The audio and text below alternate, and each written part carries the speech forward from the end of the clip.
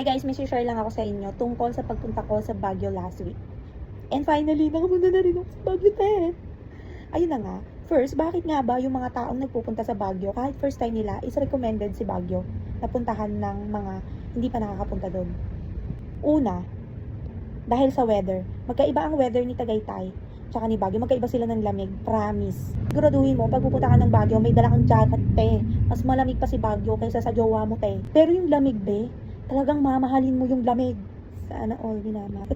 Pangalawa, bakit gustong gusto ko kay Baguio? Dahil dun sa mga tao. Sobrang disiplina ng mga tao.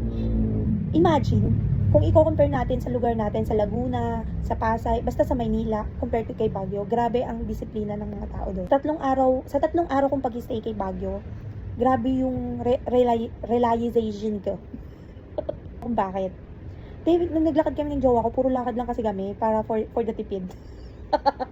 Ayun nga, for the lakad. Wala akong makitang dura na kahit na ano dun sa kalsada. Ang linis ng kalsada, parang laging bagong walis. Tapos walang mga eat, walang mga street dogs, cats na nakakalat sa kalsada. And lalong dalawang beses ko lang ata nakakita ng may taong grasa sa Baguio. Pero yung taong grasa, be, ang ganda ng outfit, be. Naka-OOTD. And pangalawa, bakit love na love ko kay Baguio is yung mga drivers. Ay! Sobrang hanga ako sa mga driver sa Baguio. Kasi, i-compare natin dito sa mga driver sa atin. Di ba kapag tatawid tayo sa pedestrian lane, halos hindi na natin makita yung pedestrian lane dahil nakahambalang din yung mga sasakyan. Be, sa Baguio hindi, be. Hanggang dun lang sila sa puting linya bago mag-pedestrian lane. Tapos kusa silang umi-stop pag lalong alam nilang may tumatawid. Kaya sobrang, feeling ko talaga sobrang safe namin dun. Tapos flex ko lang din yung mga jeep dun, be. Hindi sila nagpapasakay or hindi sila nagpapababa kung hindi dapat dun ang babaan at sakayan.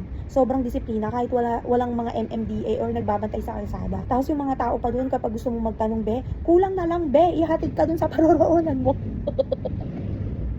Grabe talaga, sobrang praise talaga ako sa kanila sa disiplinang meron sila. Lalo na sa kalinisan. Kasi wala talaga akong nakitang basura sa kalsada o na kahit ano. And na-feel ko doon, kahit anong suotin mo, be, okay lang. Hindi ka nila pagtitinginan, be. Parang, ikaw pa yung magiging judgmental.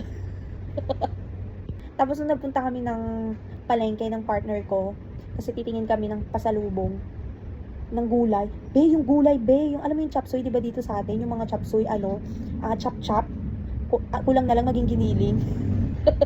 Be, doon iba, te. Ang chop suey, kompleto rekado.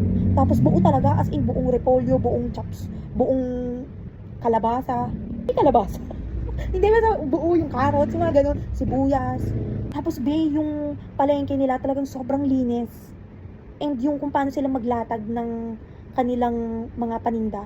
Te, ang galing talaga, te. Ang gaganda ng latag. Talagang mapapabili ka. Parang ang tinatawag na ng paninda nila, te. Pati dun sa wet market nila, ang linis, be. Promise, parang hindi wet market. Kaya siguro hindi ko rin masisisi yung mga first time na pupunta doon na parang gusto na talaga nilang tumira doon. Kung pwede lang talaga na doon na magstay. Kasi na-experience namin mag-partner.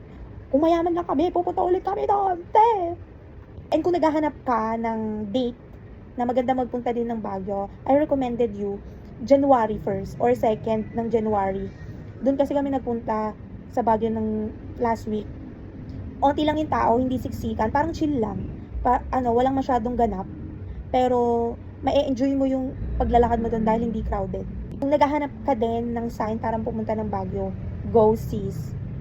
Pumunta ka na. Ayun lang. Bye-bye!